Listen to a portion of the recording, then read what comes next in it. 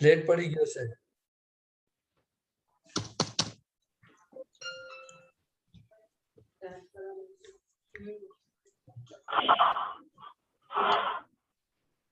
हाँ बुलाइए. ત્રિમંત્ર. हाँ हाँ. નમો વિતરાગાય. નમો વિતરાગાય. નમો અરિહંતાણમ. નમો હરિહંતાણમ. નમો સિદ્ધાણમ. નમો સિદ્ધાણમ. નમો આયરિયાણમ. નમો આયર્યાણમ. નમો વજ્જાયાણમ.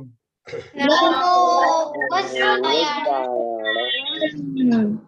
નમો લોએ સવ્વ સાહુણમ. નમો લોએ સમ્માસાહુણમ. એસો પંચન મુક્કારો. એસો વંચન મુક્કારો. સવ્વપા વપણાસણો. સર્વપાવપ્રણાશનો. મંગલાણમ ચ સવ્વેસીમ. મંગલાણં ચ સર્વેષાં. પડમં હવૈ મંગલમ. પરમં હવૈ મંગલમ. ઓમ નમો ભગવતે વાસુદેવાય. ઓમ નમો ભગવતે વાસુદેવાય. ઓમ નમઃ શિવાય. ઓમ નમઃ શિવાય. જય સચ્ચિદાનંદ. જય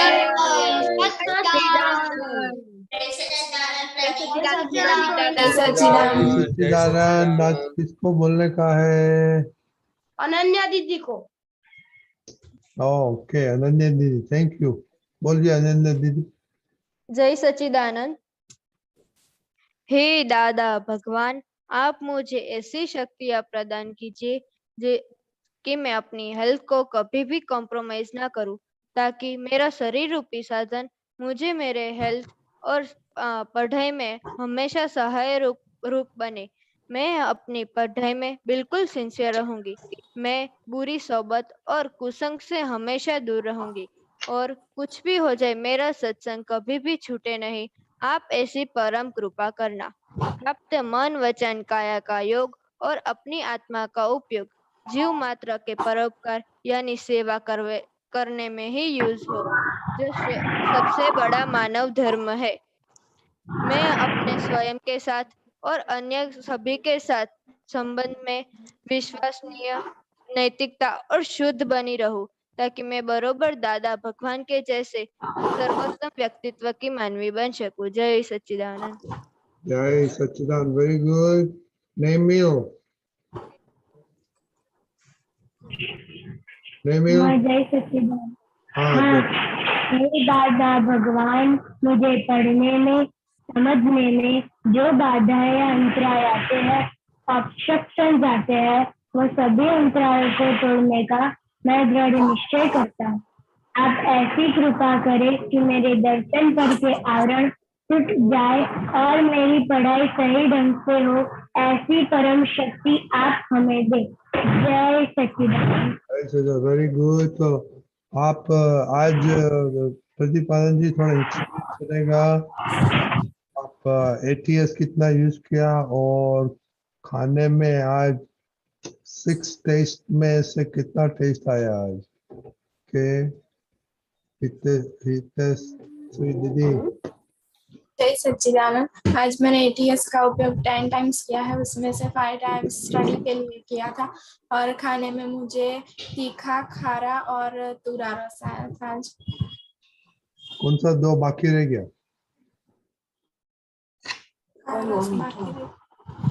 गड़ियो, मीठा और खाटा और तो कड़वा। दाल नहीं थी आज? नहीं। अच्छा ओके.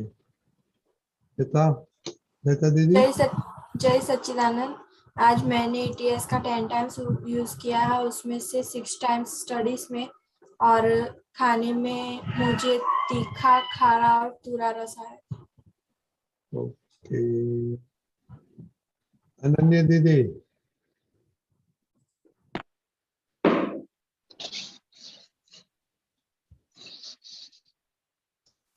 अनन्या दीदी જય સચ્ચિદાનંદ આજ मुझे खाने में ગળ્યો તુરો અને થોડો ખારા જેવો સ્વાદ આવ્યો હતો तो कड़वा नहीं आया था नहीं कुछ वघार नहीं हुआ था कड़वा का नहीं हुआ था मम्मी को पूछा आज हम केलनपुर आए थे तो केलनपुर जमे और तो दीपक दादा को मालूम हुआ केलनपुर में क्या होगा केलनपुर आए हैं, आए हैं कढ़ी खाई है, लेकिन उसमें वो मेथी का टेस्ट नहीं आया। कढ़ी नहीं खाई थी हाँ, कढ़ी नहीं थी, नहीं खाई थी नहीं खाई थी। क्यों बात सही है। तो कौन सी सब्जी थी? मटर और बराबर, उसमें मेथी करेला नहीं लगता। केला केला हाँ, लेकिन राई नहीं थी उसके अंदर। थे उसमें तूरा स्वाद आया था राई में तुरा स्वाद आया था। वो खुशी बोलती है कड़वा स्वाद होता है। कड़वा कहाँ चली गई अनन्या?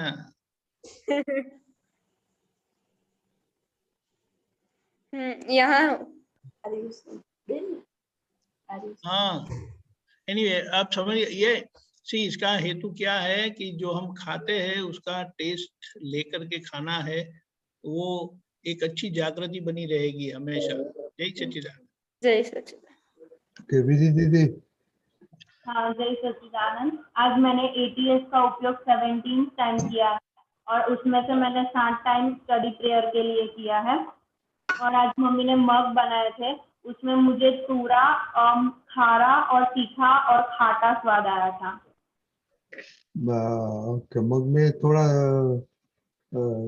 शुगर नहीं डालती है मम्मी? नहीं, हम खट्टे बनाते हैं। हाँ? खट्टे आपका ब्रेक होता है, शुगर नहीं डालती एक भी चमची? नहीं, शुगर नहीं डालती है मम्मी, वो खट्टे बनाते हैं। अच्छा ओके ओके ओके। खुशी दीदी नींबू जम्बू सर। जय सच्चिदानंद। आज मैंने ATS का 10 टाइम्स उपयोग किया था, उसमें से 6 टाइम्स स्टडी में उपयोग किया था और आज मुझे खाने में खट्टा, तीखा और मीठा स्वाद आया था। ओके दवानी हाँ जय सच्चिदानंद। आज मैंने ATS का उपयोग 10 बार किया है, उसमें 5 टाइम्स मैंने ATS का उपयोग स्टडी में किया और आज मुझे खाने में खाटा, तीखा और मीठा स्वाद आया था। अच्छा तो क्या खाया था आप आज? पोटैटो वड़ा और कुछ नहीं था साथ में? उसमें राई नहीं होती है? नहीं, हम नहीं डालते हैं। ठीक है ठीक है। दूसरा कोई पोटैटो वाला दूसरा कुछ नहीं खाया साथ में? तो कुछ नहीं था? नहीं। मोनिका दीदी मैंने ATS का 12 टाइम यूज किया था, उसमें से 4 टाइम स्टडी प्रेयर के लिए यूज किया था और आज मुझे खाने में तीखा और खट्टा रस आया था। ओके खुशी तो 8 टाइम्स किया था, उसमें 3 टाइम्स मैंने स्टडी प्रेयर के लिए यूज किया था और खाने में मुझे तीखा और खट्टा स्वाद आया था। ओके करिश्मा आप खाती है? हाँ। क्या खाना खाया आज?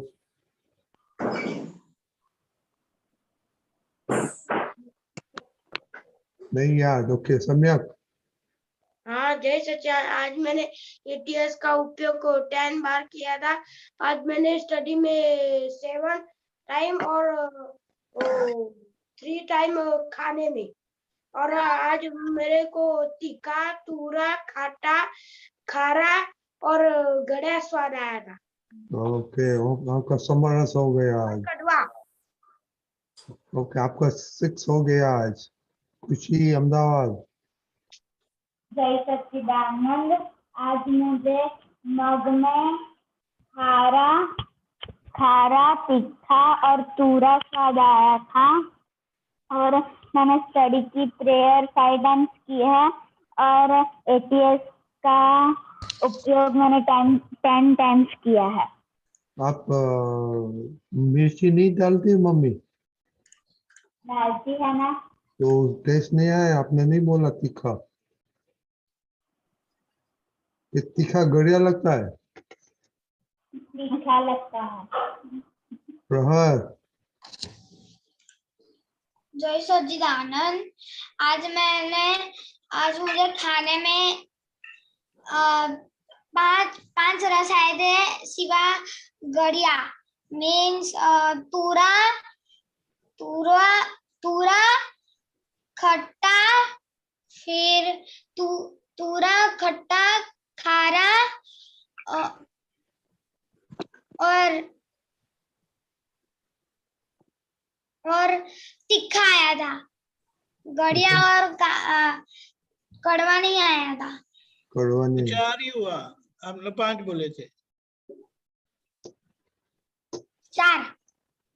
कौन सा सब्जी कौन सा खाया था? मैं सुबह परमल का साग खाया था और रात को मिक्स मूंग पल्सेस का मिक्स। ओके। उसमें खट्टा और खारा रस आया था।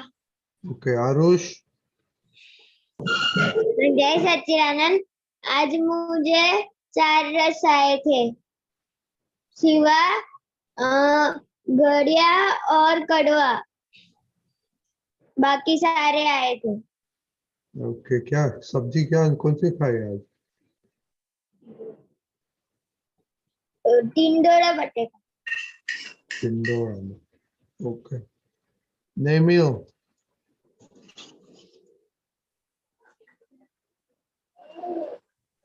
नेमियो।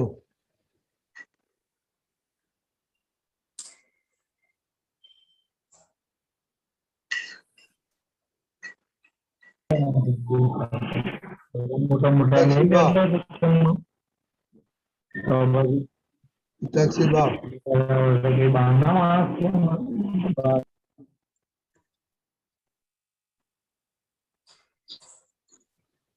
Itaxiba. ओके। सच्चिदानंद। आज मुझे खाने में 6 में से 5 रस आए हैं।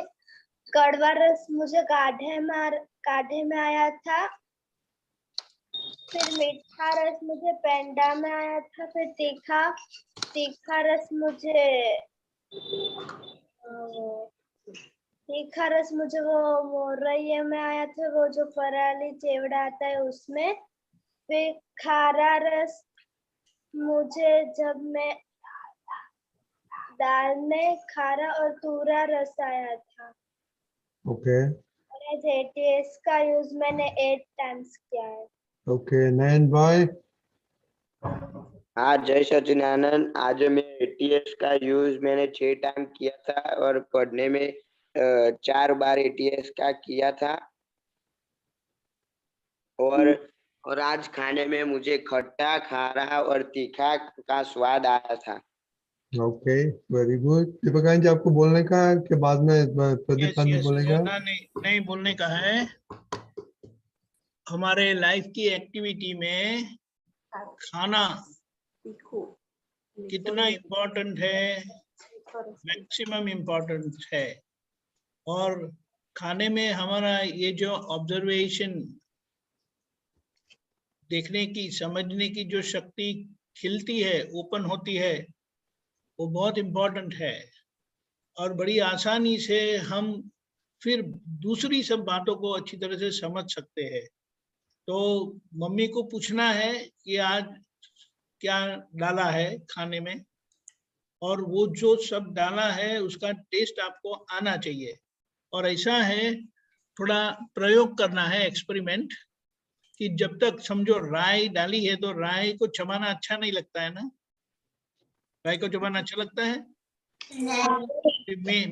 मेथी को चबाना अच्छा लगता है? नहीं। लेकिन देखो, जो चखने वाले हैं, जो जानने वाले हैं, उनको कुछ नहीं होता है। जैसे कि हम अग्नि को देखेंगे, आग को देखेंगे तो जलेंगे, आग में हाथ डालेंगे तो जलेंगे।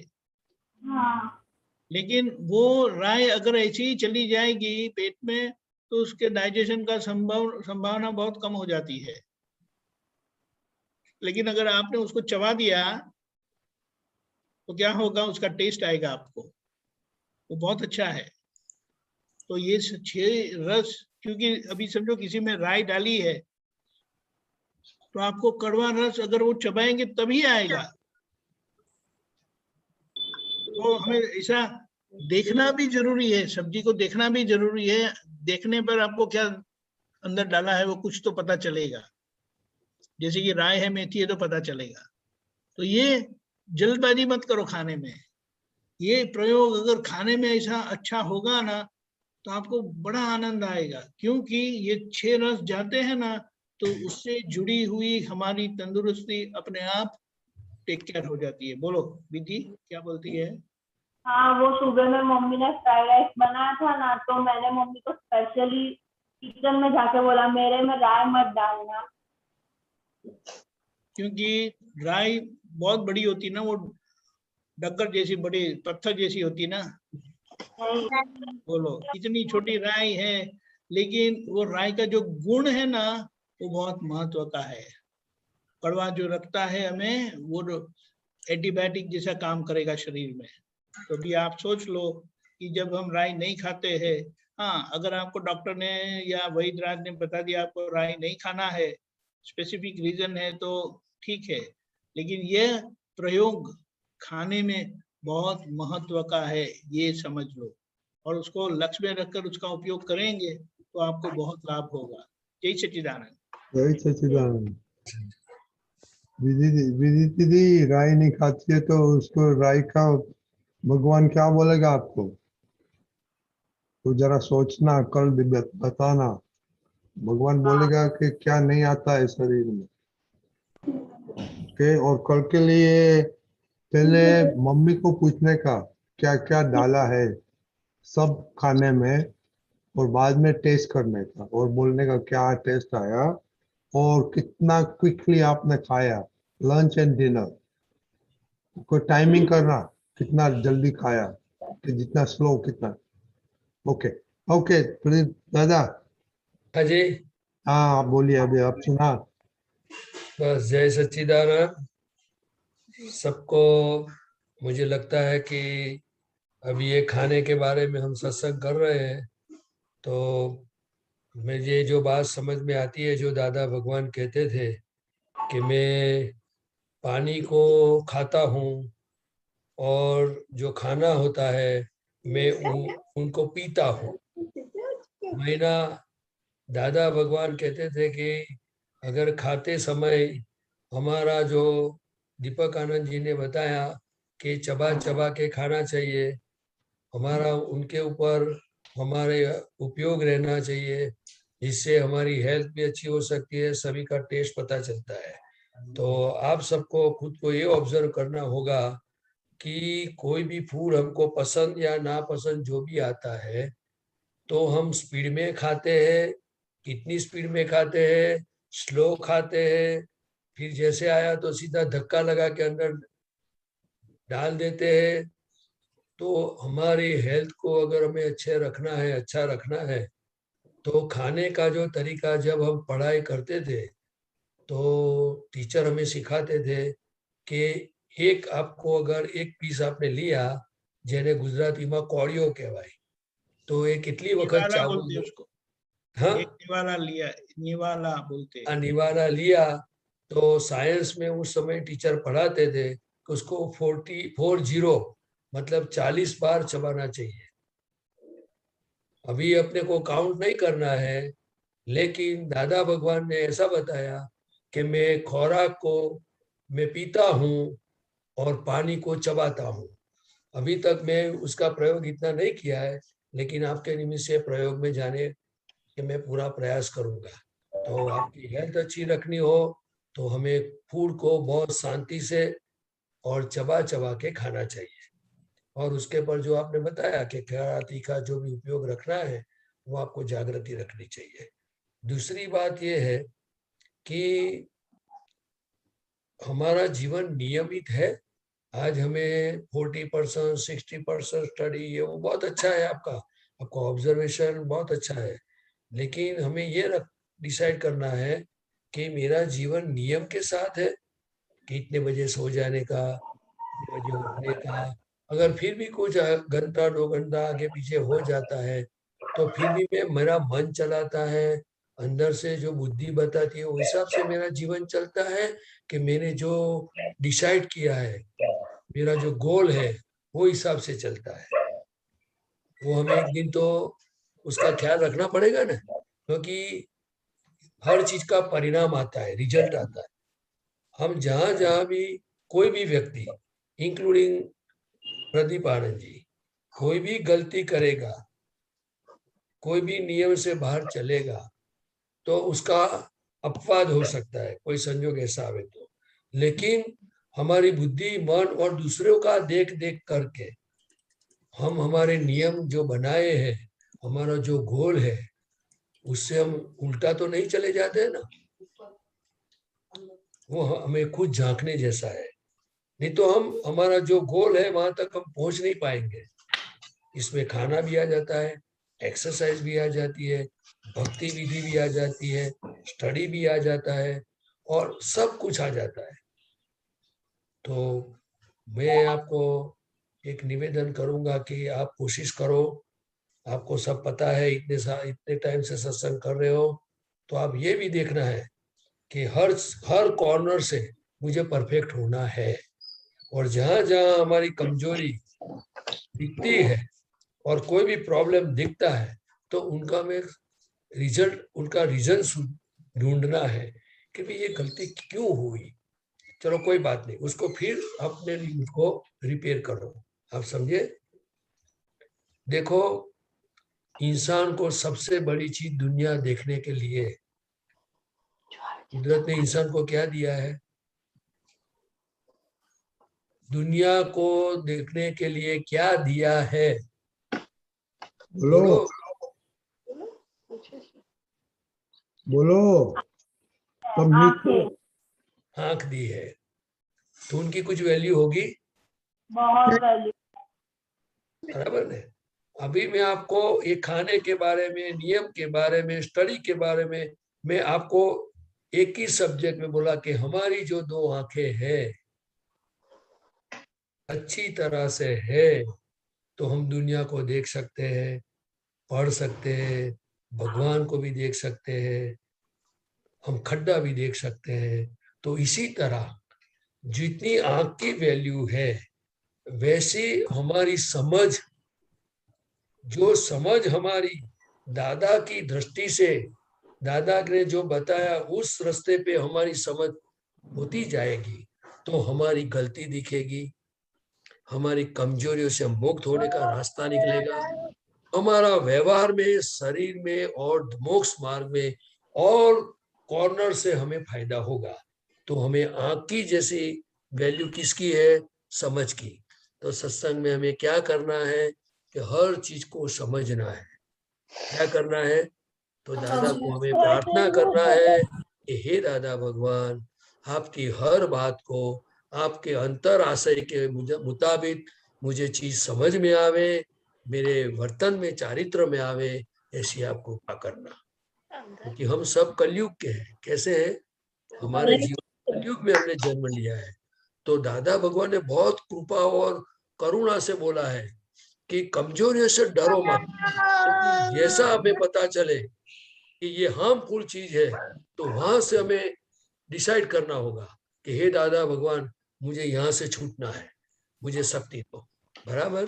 तो आप अंदर की जो समझ है उनको समझने के लिए दादा को प्रार्थना करना, ताकि हर बात आपके अंतर आशय के मुजब मुझे समझ में आवे, ऐसी कृपा करना। जय सच्चिदानंद। जय सच्चिदानंद। अब कोई नया आया है? इंदर सिंह पाल कौन है? नहीं, वो तो नया, वो भांजा है मेरा, भांजा। क्या नाम क्या है? नाम बोल। नमनपाल। क्या बोला नाम? पाल। तो कितना साल का है? बोल। 10 साल का। तो अभी एवरीडे आएगा कि आज ही आएगा? नहीं अभी रहेगा, 2-1 दिन रहेगा। अच्छा ओके ठीक है। तो बाद में वो घर जाके वापिस ज्वाइन कर सकते हैं ना? हाँ बिल्कुल बिल्कुल, मैं बोलूंगा उसकी मम्मी को, मतलब मेरी सिस्टर को। हाँ तो उसको बोलना और हमको फोन, उसका मम्मी का फोन नंबर भेजना तो हम जी ग्रुप में जरूर, उसको बिल्कुल बिल्कुल। जो वो एवरीडे आना चाहता है तो हम ग्रुप में ऐड कर सकते हैं। तो अभी भी जी आप जी उसका मम्मी का फोन नंबर भेज सकते हैं इधर चैट में। ओके। जय सच्चिदानंद। किसी को दूसरा क्वेश्चन है? ओके। जय सच्चिदानंद। जय जय सच्चिदानंद। जय सच्चिदानंद प्रदीप दादा। जय सच्चिदानंद। जय सच्चिदानंद। जय सच्चिदानंद। जय सच्चिदानंद प्रदीप दादा। सब जय मिक्स कर दो। सच्चिदानंद। सीता बहन। जय सच्चिदानंद। रजनीकांत अंकल साहेब जय सच्चिदानंद। जय प्रदीपानंद सच्चिदानंद। जी साहेब जय सच्चिदानंद। जय सच्चिदानंद। दीपकानंद जी साहेब जय सच्चिदानंद। जय सच्चिदानंद। આ બુક નંબર 6 પાનું 81 તારીખ 22/4/69 વડોદરા। नीचे पेज 32 of 40।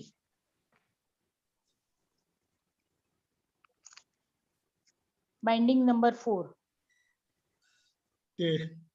हाँ जी। एक पानाમાં चौथो पैराग्राफ ऊपर थी। हाँ जी बोलो। हाँ प्रदीपानंद जी साहेब जय सच्चिदानंद। जय सच्चिदानंद। જય સાહેબ। સાહેબ અહીંયા દાદા ભગવાને કહ્યું છે કે છેવટે કૃપાળુ દેવે બોલી નાખ્યું કે જો અમને જ્ઞાની મળ્યા હોત તો અમે માથું મૂકીને એમની પૂંઠે પૂંઠે ચાલ્યા જાત, અમે અબૂત થઈને પણ તેમની પાછળ પાછળ ફર્યા કરત। પૂંઠે પૂંઠે વહી જવાનો અર્થ ગંભીર છે। પૂંઠે પૂંઠે વહી જવું એટલે અબૂધ થઈને જ્ઞાનીની પાછળ ચાલે જવું।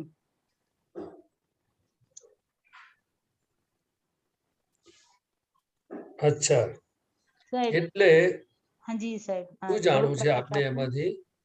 હા એમાં એ જાણવું છે બસ આપણે હવે આ દાદા ભગવાન મળ્યા આ અવતારમાં સાહેબ, હવે આટલા અવતાર તો બહુ આપણે વિનાશી વસ્તુની પાછળ ખોયા અને મળ્યા અને ગયા, ખબર નથી પડી હજી સુધી આપણને તો બહુ પણ વેડફ્યા, પણ હવે આ અવતારમાં આપણને દાદા ભગવાન મળ્યા, દાદાનું જ્ઞાન મળ્યું, જાગૃતિ મળી, હવે અબૂધ થઈને જ દાદાની પૂઠે પૂઠે જ વયા જવું છે આપણે પણ હવે એ જ નિશ્ચય કર્યો છે, કરવો જ છે અને કર્યો જ છે સાહેબ। તો આમાં મને થોડુંક માર્ગદર્શન આપજો સાહેબજી। જુઓ હાજી દાદા ભગવાને બધા મહાત્માઓને કહ્યું હાજી કે આવું જ્ઞાન મળ્યા પછી જ્ઞાની પુરુષની પાસે જ પડ્યા રહેવાનું હોય, પરંતુ તમારી બધી જે ફાઇલો છે એ બધી અહીંયા જો તમે પડ્યા રહો તો બધી બૂમાબૂમ કરે। ખરેખર હા। એટલે હવે આ અક્રમ વિજ્ઞાન છે, એટલે દાદા ભગવાને આપણને પોતાનું સ્વરૂપ આપી દીધું કે ભાઈ તમે શુદ્ધાત્મા છો અને હવે તમારે 5 આજ્ઞા તમને આપી છે, તો તમારે એ તમારે ફાઇલોનો સંભાવે નિકાલ કરો અને વ્યવસ્થિત શક્તિ તમારું બધું ચલાવી લેશે, બરાબર છે? એટલે હવે મને એવું સમજાય છે કે અબૂધ થઈને જ્ઞાનીની પાછળ ચાલ્યા જવું એટલે શું? તો કે દાદા ભગવાને કહ્યું કે દરેક નામાં બુદ્ધિના પ્રકાશથી અત્યાર સુધી આપણે જીવ્યા છે અને લોકો એ રીતે જ જીવે છે, ખરેખર હા બરાબર છે?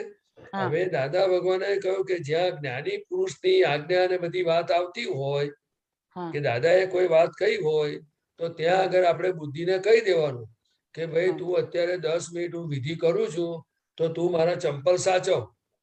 હા હા હા અત્યારે તારે વિધિમાં વચ્ચે આવવાનું નહીં. કરેક્ટ. એટલે જ્ઞાની પુરુષે જે કહ્યું છે આપણને, હા જેને જે પણ આજ્ઞા આપી હોય હાજી એમાં 5 આજ્ઞા કોમન છે, કોમન બરાબર? તો હા આપણે એ જ્ઞાની પુરુષના કયા પ્રમાણે ચાલીએ એટલે મને એવું લાગે છે કે એમની પૂઠે પૂઠે ચાલ્યા કહેવાય. અને બીજું કે દાદા ભગવાને કહ્યું છે આપણને સમજાય એવી રીતે કે જ્યાં મેં પગ મૂક્યા છે એ પગલા ઉપર પગ મૂકી મૂકીને આવજો.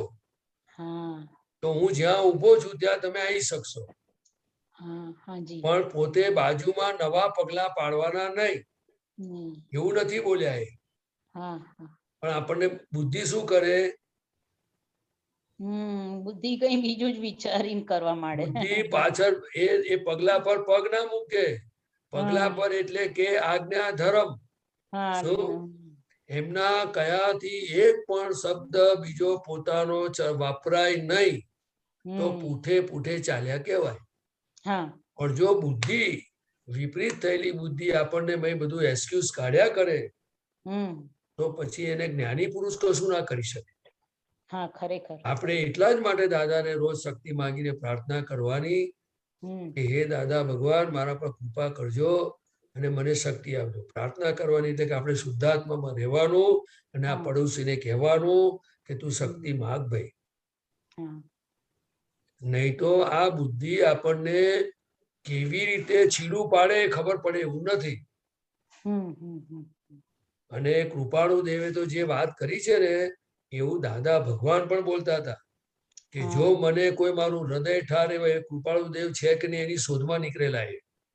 પણ પછી એમને ખબર પડી કે કૃપાળુ દેવ અત્યારે છે નહીં. અને તે વખતે એમણે નક્કી કરેલું કે જો આ મને મળ્યા હોત, કૃપાળુ દેવ જો મને મળ્યા હોત તો અમને હું ગુરુ કરત. કારણ કે ક્રમિક માર્ગમાં ગુરુ શિષ્યના વ્યવહારથી આગળ વધાય છે. અને અક્રમ માર્ગની અંદર ગુરુ શિષ્યનો ભેદ નીકળી ગયેલો છે. એટલે આપણે બોલીએ છીએ કે હું દાદા ભગવાન જેવો શુદ્ધાત્મા છું. પણ પુરુષાર્થ ધર્મ હાથમાં આવ્યો છે એટલે આપણે જેટલું દાદા ભગવાનના ત્રિમંત્રથી લઈને અસીમ જય જયકારથી લઈને 5 આજ્ઞાથી લઈને આપણે જેટલું દાદાના કયા પ્રમાણે ભક્તિ આરાધના કરીશું તો જ આ ગાડું પાટે ચડે એવું છે. કારણ કે બધાનો માલ જુદો જુદો છે. એટલે બધાએ પોતે જ જાગૃત રહેવું પડે. પૂઠે પૂઠે ચાલવું એ વીરોનું કામ છે. વીર પુરુષ એને કહેવાય કે એક વખત એમને ખબર પડી ગઈ કે આ મોક્ષદાતા પુરુષ છે, આ જ્ઞાની પુરુષ છે, એટલે પછી એને કશું બી વસ્તુ એને ગમે તેટલી ગમતી ચીજો હોય, માન મળતું હોય, આખી દુનિયાની સાહેબીઓ મળતી હોય, પરંતુ એના લક્ષ્યમાં એક જ હોય, આ જ મારો આત્મા છે, આ જ મારું સર્વસ્વ છે. ખ્યાલ આવ્યો? એવું અંદર એને અંતરમાં એના ટકોરા પડ્યા કરે અને જેમ જેમ એની ઉત્કૃષ્ટતા વધતી જાય, ઉત્કૃષ્ટતા કહું છું, એના હૃદયમાં જેટલા એને ઉત્કૃષ્ટ ભાવો આવતા જાય એમ એમ એની બધી આંતરિક બધી શક્તિઓ ખુલ્લી થતી જાય. અને એ જ્ઞાનીને જેમ કહેવાય ને કે એમને યાદ ના કરવા પડે, સહેજા સહેજ રહે. એવી રીતે આ તમને ખાલી તમને દાખલો આપું છું સમજવા માટે કે શ્રેણીક મહારાજા મહાવીર ભગવાન પાસે ગયા નહોતા. આ મહારાજ મારી સમજણથી બોલું છું. પણ દાદા ભગવાને કહ્યું કે ચેલણા રાણી સત્સંગમાં જાય અને બધી મહાવીર ભગવાનની વાતો રાજાને કરતા, અને એ વાતો સાંભળીને એક વખત એવો પ્રસંગ બન્યો કે મહાવીર ભગવાન જયારે મહેલમાં દર્શન આપવા ગયા, ઓનલી વન ટાઈમ ની વાત કરું છું, એ વખતે મન વચન કાયાની એકતાનો સમય હતો, એ વાત સાચી છે. અને એક જ વખત મહાવીર ભગવાને દર્શન આપ્યા અને શ્રેણીક મહારાજાએ જે દર્શન કર્યા પછી એ એમના ચિત્તમાંથી જતા નહોતા. રાજપાટ રાણીઓ હોવા છતાં પણ મહાવીર ભગવાન ભૂલાતા નહોતા. એ દાદા ભગવાને આપણને 5મી આજ્ઞામાં આપેલું છે. એ રાત્રે સુઈ જાઓ ત્યારે જેવું તમને દેખાય એવું મુખારવિંદ યાદ કરીને હું શુદ્ધાત્મા છું બોલતા સુઈ જજો. એટલે જ્ઞાની પુરુષ પ્રત્યેની અનન્ય ભક્તિ એટલે અનેક પ્રકારે લખાય છે, પરંતુ મહાત્માઓએ આજ્ઞા એ જ ધર્મ છે. અને દાદાએ પણ કહ્યું છે કે 5 આજ્ઞા તે જ હું છું. તો આપણે એવી પ્રાર્થના કરી શકાય કે હે દાદા ભગવાન, મેં તમને જે રીતે કોટ ટોપીમાં ચિત્રપટથી લઈને જે રીતે તમારા દર્શન કર્યા છે, પરંતુ 5 આજ્ઞા રૂપી હે દાદા ભગવાન આપનું જે સ્વરૂપ છે એ દર્શન મને હવે પરમેનન્ટ થઈ જાય એવી કૃપા કરો. 5 આજ્ઞા રૂપી દાદા ભગવાનના દર્શન જેને થઈ ગયા તો એ પૂઠે ચાલ્યા બરાબર છે. એ પૂઠે ચાલ્યાનું પરિણામ છે. ઓહો, સરસ સરસ, બહુ સરસ. બીજું કયું પૂઠે ચાલવાની વાત? ભૂલ થઈ, કોઈના માટે 2 શબ્દો બોલાઈ ગયા, અવળા બોલાઈ ગયા, તાણીને બોલાઈ ગયા, પછી પાછળ ફાઇલ નંબર 1 ને કહેવું જોઈએ પ્રતિક્રમણ કરો. પ્રતિક્રમણ કરો. કારણ દાદા ભગવાન કહેતા હતા કે અમારી ઈચ્છા હોય નહીં, પણ કોઈક પૂર્વનો એવો હિસાબ હોય કોઈની જોડે, અને જો ભૂલે ચૂકે અમારામાંથી મુઆ શબ્દ નીકળ્યો તો એનું કલ્યાણ થઈ જ જાય, પરંતુ એ સ્યાદવાદમાં આવતું નથી. એટલે અમારે એક બાજુ વાણી નીકળતી હોય તો બીજી બાજુ એની પડીકી જોડે દવા અમે કરતા હોઈએ. હવે સમજી ગયા વાત? સમજી ગઈ. પૂઠે ચાલવું એટલે આ. બીજી વાત, પૂઠે ચાલવું એટલે શું, જે મને સમજાય છે તે કહું છું કે તમારે દાદા ભગવાને કહ્યું કે ફાઇલો તમારે ના હોય, એટલે કે ઘરમાં તમારું કામ કાજ, વ્યક્તિ, છોકરા જે કંઈ પણ હોય એ ફાઇલો તમારે ના હોય. પછી તમે જયારે એકાંતમાં એકલા બેઠા હો ત્યારે તમારે કેવી રીતે રહેવું? કે દાદા પાસે બેસવું, અથવા તો જે સંજોગો બધા પસાર થઈ ગયા એમાં આજ્ઞા ચૂક્યા એ જોઈ લેવું અને ત્યાં આગળ રિપેરિંગ કરવું. એટલે કે પૂઠે ચાલવું એટલે મને એવું સમજાય છે કે જ્ઞાની પુરુષ જે રસ્તે ચાલ્યા છે અને એમણે જે સુખ પામ્યા છે એ એમની આજ્ઞા, એમના વચનોની આરાધના અને એમને સમર્પિત થઈને આપણે ચાલ્યા જવું. એટલે કે એ રીતે જીવન જીવવું, જ્યારે એક શબ્દમાં કહેવાય કે જાગ્રતપણે જીવવું. એવી રીતે જીવવું, જાગ્રતપણે જીવવું. પછી દુનિયાની ગમે તેટલી સાહેબી આવતી હોય, પરંતુ એને ઉદયોમાં એને ધક્કા વાગે પણ એ ઉદયાકાર ના થાય. ઉદયકાર ના થાય. બરોબર. હવે આ પુરુષાર્થ આપણને બધાને જરૂરી છે. જરૂરી છે. સાચી વાત છે. કારણ કે સંજોગો આવવાના છે, એ છોડાવવા જ આવે છે, પણ એ સંજોગોથી એ વિયોગ થઈ જાય એટલે આપણે છૂટી ગયા એવું ન કહેવાય. એ સંજોગમાં જાગ્રતપણે રહ્યા તો છૂટ્યા કહેવાય. ત્યાં મુક્તિનો અનુભવ થાય આપણને કે આ પ્રદીપને કેવી રીતે સુખ લાગ્યું, શેમાં સુખ લાગ્યું, એને કેમ ના ગમ્યું, કેમ આ વ્યક્તિનો વ્યવહાર સારો ના થયો, તેને કેમ અકળામણ થઈ ગઈ, આ વ્યક્તિ માટે કેમ 2 શબ્દો બોલ્યા, અવળા કેમ નીકળ્યા, ફોર્સ થી કેમ નીકળ્યા, એ બધું આપણને દેખાય ને પછી આપણે એને ટ્રીટમેન્ટ કરીએ કે તમને શોભે નહીં આ બધું. તમે મોક્ષે જવાનું છે, દાદા મળ્યા છે, હવે અમારી હાજરી છે, દાદા છે, તો બધું ચોખ્ખું કરો. હવે તમે આ રિલેટિવની કિંમત મૂકી એટલે તમારા બધા બળાપા થયા ને. હવે શેની કિંમત મૂકવાની? રિયલ એટલે આજ્ઞાની, શુદ્ધાત્માની, જ્ઞાની પુરુષની. કે દાદા ભગવાન હોય તો આપણે આવું કરીએ? દાદા દરગલે ને પગલે આ ઘૂંટવા જેવું લાગે છે કે દાદા ભગવાન હાજર બેઠા હોય તો એમની સામે આપણે અમુક વ્યવહારો કરીએ? કરીએ? તો દાદા ભગવાન દેહ સ્વરૂપે છે કે તત્વ સ્વરૂપે છે? તો કે દેહ સ્વરૂપે હતા એટલે તત્વ સ્વરૂપી દાદા ભગવાનની ઓળખાણ થઈ. હા બરોબર કરેક્ટ. તો ભાઈ ભગવાન બેઠા છે કે નહીં? ભગવાન બેઠા છે. ભગવાન તો એ શુદ્ધાત્મા ભગવાન છે, તે જ દાદા ભગવાન છે, એ જ મહાવીર બાપા. આપણે બોલાય નહીં પણ બોલીએ છીએ વિધિમાં. તો અંદર 14 લોકના નાથ આપણી મય છે કે નહીં? છે. તો એની લાજ શરમ રાખવી જોઈએ કે નહીં? કરેક્ટ સાહેબ, બહુ સુંદર. એટલે આ વાત કેવી છે કે દાદા ભગવાન આપણને બધી રીતે પ્રોટેક્ટ કરેલા છે.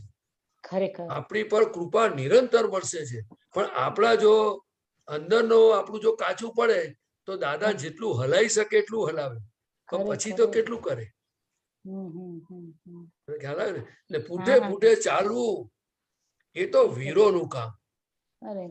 અને દાદાએ આપણને શું કહ્યું છે કે કવિરાજે લખ્યું છે, મહાત્મા વીર નવારસદાર ભારત ભૂમિ પ્રગટ આત્મા સાડાબા, એવું કરી પદ લખ્યું છે. દાદા ભગવાન મિલતા જીવનનો ઉદ્ધાર.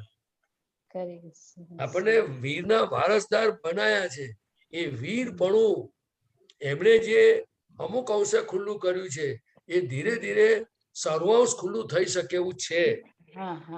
પણ જેમ જેમ આ પુરુષાર્થની દરેક ખૂણે ખૂણેથી વાતો આપણે સમજીશું, નબળાઈઓના પ્રતિક્રમણ, નબળાઈ ભલે નીકળી, સમજો આજે પ્રદીપભાઈને સમજો કે કોઈકની વાત નીકળીને એકદમ એક્સાઇટ થઈને જે માલ નીકળ્યો, પણ પછીથી જેવો અવકાશ પૂરો થયો ને એટલે બધાના દાદાની હાજર કરીને બધા પ્રતિક્રમણ કરાવડાયા. નક્કી કર્યું કે દાદા ફરી આ નબળાઈ મને નથી જોઈતી. વ્યવસ્થિત શક્તિ જ કરતા છે. પેલો માણસ કામ ડિલે કરે છે, એ વ્યવસ્થિત કરતા છે. એ આજ્ઞા ચૂકી ગયા, રિલેટિવ રિયલ ચૂકી ગયા એટલે ભડાકા થયા. જો આજ્ઞા હાજર હોત તો ભડાકો ના થાય. એટલે આપણે ભડાકા થાય પછી આવા પ્રતિક્રમણ કરવાના, બધું જ્ઞાનથી ફીટ કરવાનું. એટલે પૂઠે ચાલે. હવે હું દીપક આનંદજીને રિક્વેસ્ટ કરીશ કે પૂઠે ચાલ્યા ને એ પણ એકાદ બે કંઈક આપણને થોડી હેલ્પ કરે. હાજી બરાબર ચાલશે ને? અરે ચાલશે. સરસ. હા, તમારે અમને જુદા નહીં માનો, ખોખા જુદા છે. મારા બોસ છે ને, મારા બોસ ઓફિસમાં મારા બોસ એમ કહેતા હતા, હાજી don't follow footsteps of others, you will not leave your own. એનો મતલબ શું થયો?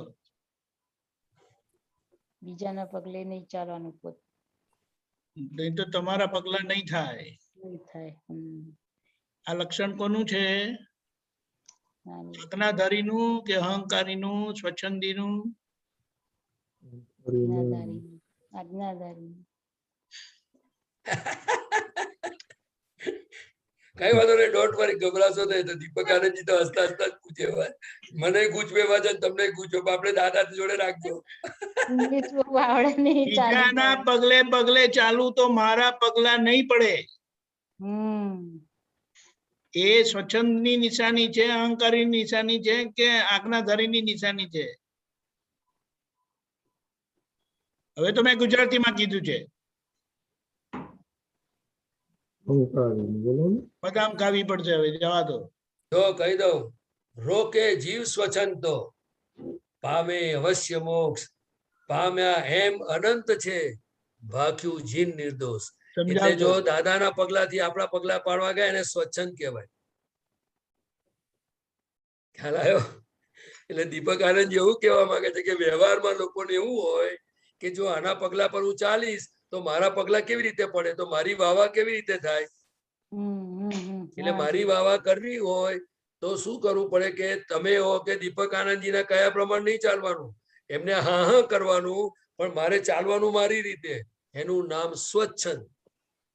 એટલે દાદા ભગવાને કહ્યું કે મોક્ષે જવું હોય વ્યવહારમાં પણ જો તમે ગુરુને મળ્યા હો તો ગુરુની પાસે વિનય પૂર્વક રહેવું,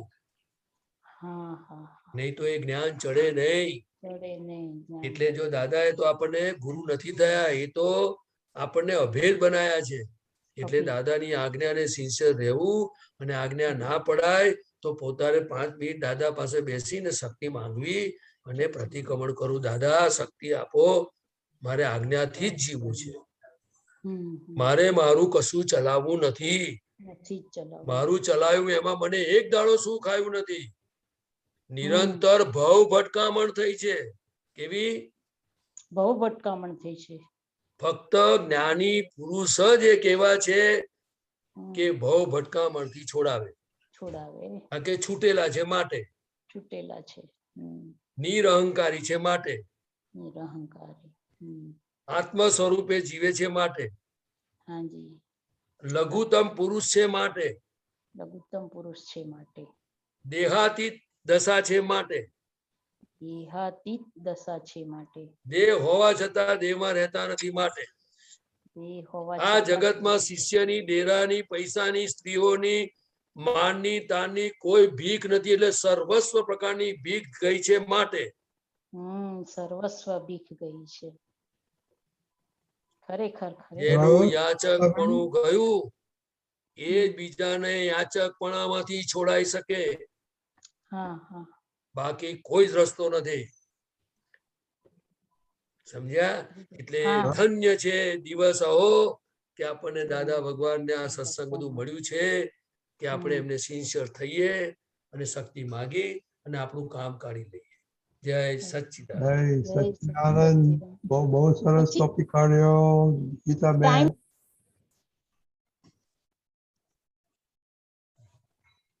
અંકિમભાઈ, જશવે. જય સચ્ચિદાનંદ પ્રદીપાનંદજી. જય સચ્ચિદાનંદ.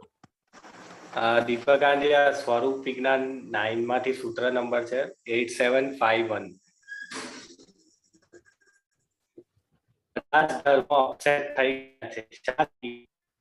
ચોપડવાની દવા પી ગયા અને સ્વરૂપ વિજ્ઞાન 9 સૂત્ર નંબર 8751.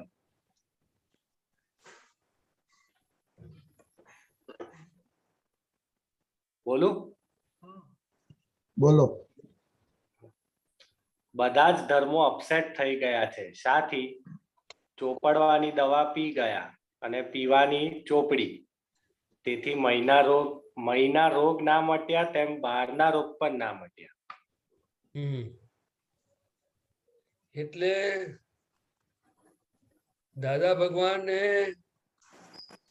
જે આ જ્ઞાન થયા પછી એમને બધું દેખાયું. એટલે કરુણાથી બોલ્યા કે કેમ કે લોકોએ ધર્મ કરવામાં કશું બાકી નથી રાખ્યું. તપ, ત્યાગ, દાન, ઉપવાસ બધું કર્યું છે, પણ શું નથી કર્યું? તો કે પોતાની સમજણે કર્યું છે. શું કર્યું છે? પોતાની સમજણે. એટલે એમણે શું કહ્યું કે ચોપડવાની પી ગયા. એટલે એનો મતલબ શું કે છે? કે જે ધર્મ કરવાથી આપણા ક્રોધ, માન, માયા, લોભ ઓછા થવા જોઈએ એની જગ્યાએ ફૂલ્યા ફાલ્યા. શું થયું? બરાબર. ફૂલ્યા ફાલ્યા. એ ઉપવાસ તપ કરવાથી, ત્યાગ કરવાથી આપણામાં સંયમ નામનો ગુણ ખીલવો જોઈએ. એની જગ્યાએ અસંયમ થયો. શું થયો? અસંયમ. એટલે જો આપણે દવા પીએ તો રોગ મટે કે ના મટે? હા, મટે. બરાબર છે. પણ ડોક્ટરે કહ્યું કે ચોપડવાની, તો ચોપડાય કે પીવાય? એ ચોપડાય. એટલે કહ્યું એક જગ્યા પર લખ્યું છે કવિરાજે, પુસ્તકો જ વાંચીને બન્યા છે જે ચોપડી, ઘૂમડું રૂજાશે નહીં ભલે બાંધેલો પડી. જ્ઞાની વગર પીસ નહીં શાસ્ત્ર ઝેરી કોકડી, મારી નાખે અણસમજ ફૂટી જશે ખોપરી. પછી એનું કારણ બતાવ્યું. બોલનાર અલૌકિક, લખનાર ગૌખિક, વાંચનાર મૌખિક, સમજે નહીં લૌકિક. જ્ઞાની પુરુષ કયા આશયથી, કયા નિમિત્તને આધીન શું કહેવા માંગે છે, એ જો વાત એમના આશય પ્રમાણેની સમજાય નહીં તો એને ચોપડવાની પી ગયા કહેવાય. બરાબર છે. એટલે કે ચોપડવાની પી ગયા. જો દવા લઈએ તો તાવ ઉતરવો જોઈએ, કાં તો માથું મટવું જોઈએ. ભલે પછી 3 ટાઈમ લેવી પડે એનો વાંધો નથી, કાં તો 3 ડેઝ સુધી લેવી પડે, પણ કોર્સ કર્યા પછી પણ જો રોગ નથી જતો તો આપણે સમજવું જોઈએ ને કે કાં તો રોગ ગંભીર છે, કાં તો દવા બરાબર નથી. ખોટી છે. હા, બરાબર છે. તો દાદા ભગવાનનું કહેવું એવું છે કે આટલા ધર્મો બધા સારા છે, બધા સાચા પણ છે, પણ એના જે આશયો જે જ્ઞાની પુરુષના કે જે એના કોઈ પણ લીડર હોય મુખિયા, એ શું વસ્તુ છે એ સમજે નહીં તો શું થાય? એટલે લોકોએ શબ્દોને પકડ્યા છે. ત્યારે દાદા ભગવાને કહ્યું શબ્દો નહીં, શબ્દનો મર્મ સમજવાનો છે. શબ્દનો અર્થ નહીં, શબ્દનો મર્મ સમજવાનો છે. એટલે એમણે એક સૂત્ર લખ્યું છે કે શાસ્ત્રોમાં જ્ઞાન છે, પણ મર્મ જ્ઞાનીના હૃદયમાં છે. શું કે છે? શાસ્ત્રોમાં ધર્મ છે, શાસ્ત્રોમાં ધર્મ પણ છે, પણ મર્મ જ્ઞાનીના હૃદયમાં છે. એટલે દાદા ભગવાને બહુ સ્પષ્ટ લખ્યું છે પ્રાતઃ વિધિમાં કે તમે ભલે તમે ગમે તેવું હોય પણ તમે ભાવના કરજો કે મને પ્રગટ જ્ઞાની પુરુષ પ્રાપ્ત હો. કે જ્ઞાની પુરુષ એ બધી દવાઓને રોગને જાણે છે. આજે બધા ધર્મો 180 ડિગ્રી થઈ ગયા છે. એ ધીરે ધીરે આ દાદાની દ્રષ્ટિ જેમ જેમ આ બહાર ખુલ્લી થતી જશે, મહાત્માઓ બધા એના નિમિત્તો બનશે, તેમ તેમ પાછા 180 ડિગ્રી અપસેટ થયેલા છે તો પાછા અપસેટ થઈ જશે, એટલે સેટઅપ થઈ જશે. બરાબર છે. પણ એના માટે આપણે પરફેક્ટ થવું જરૂરી છે. બિલકુલ. ટેસ્ટેડ કહેવાય એને. શું કહેવાય? બિલકુલ. એટલે રોગ ગંભીર નથી પણ દવા ઊંધી છે. જો ગમે તેવો ગંભીર રોગ હોય પણ જો કોઈ ઈલાજ એને પરફેક્ટ કરનારા મળી જાય ને, કે દવા પરફેક્ટ મળે તો રોગ જાય જ એને, નહીં તો એને દવા જ ના કહેવાય. જો ધર્મ આ મારાથી બોલાય નહીં, કે દરેક દેવોના દરેક ધર્મના દેવ લોકો છે, પરંતુ હું આ રિસ્ક લઈને તમને કહું છું કે ધર્મ ગુરુ અને ધર્મને માનનારા શિષ્યો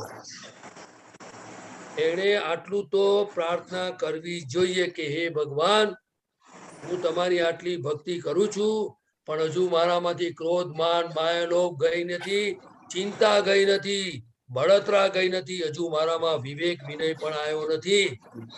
માટે તમે કૃપા કરો કે જેથી મારામાં બરકત આવે. પણ આ પ્રાર્થના કોઈ કરતું હશે ભગવાન પાસે? રૂપિયા જોઈએ છે, નારિયેળ મૂકવું છે 25 રૂપિયાનું, અને ચેક પાસ કરાવો છે 10 લાખનો. આ ઇન્ડિયા છે, ભગવાનને નારિયેળમાં સોદા કરવા છે.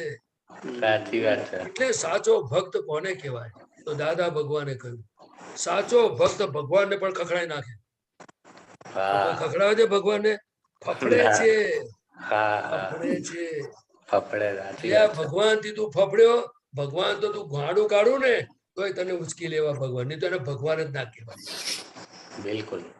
ભૂલ કરે તો આ જગતના લોકો ગાળો આપે, શિક્ષા કરે, અને ભગવાને આપણને શિક્ષા કરે, એને ભગવાન કેમ કહેવાય?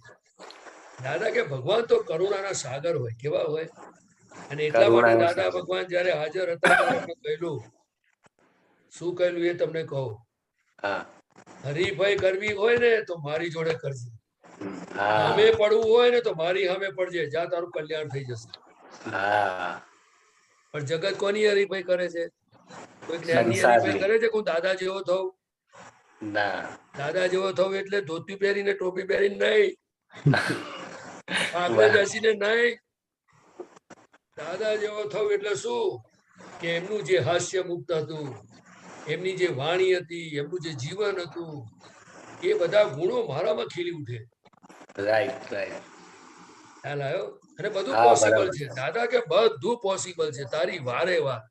એટલે એક શબ્દ બોલતા હતા એ પણ તમને કહી. હું કાચો પડી ગયો આટલા વર્ષે મને યાદ આવ્યું. દાદા કે છે માગ માગ માગે તે આપું, તું માગ તો ભૂલું, એક જ કલાકમાં તને મારા જેવો બનાવી દઉં. શું કહેતા હતા? 1 કલાકમાં એક જ તને મારા જેવો કલાકમાં. બનાવી દઉં. પણ એ સાંભળતો તો પણ હજી મને કોક વાર યાદ આવે છે તારે તો કે મારે તો કોઈને કઈ જ્ઞાન આપવું નથી, પણ દાદા જેવો પ્યોર થઈ ગયો તો મારો તો ઉકેલ આવી જતા જગતમાંથી. પણ એ બિલકુલ સમય હું ચૂકી ગયો. હવે આજે યાદ કરું તો કેવી રીતે બને? હવે તો પુરુષાર્થથી જ જવાય. શું જવાય? એટલે બરાબર છે. કોઈ ધર્મની પુરુષાર્થી ટીકા નિંદા નથી કરતા. બધું વ્યવસ્થિત ને અધીન જગત ચાલે છે. એ આપણે મહાત્માઓએ લક્ષ્યમાં રાખવાનું. પરંતુ બધા ધર્મો ધીરે ધીરે આ જે અપસેટ થયેલા છે, જે અનાચાર, દુરાચાર, ભ્રષ્ટાચાર, વ્યભિચાર, પૂજાવાની કામનાઓ, લક્ષ્મીની લૂંટબાજીઓ જે બધું ચાલ્યું છે, એ બધા એમના કર્મો ખપાઈને જતા રહેશે અને ધીરે ધીરે બધો નવો ફાલ આવશે પાછો. બિલકુલ બરાબર. એટલે કવિરાજે એક પદ લખ્યું છે, એ જો દીપક વદે સુણ મંદિરે મૂર્તિ, એક પદ છે ને દીપક આનંદજી, મહાવીર શિવને મહાવીર ની કરો છો ઊંધા આરાધન.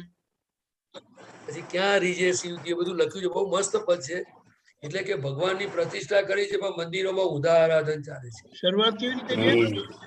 વધે સુણ મંદિર. વધે. હા, વધે. ઓકે. વધે સુણ મંદિરે મૂર્તિ, એવું કરીને કઈક પદ છે.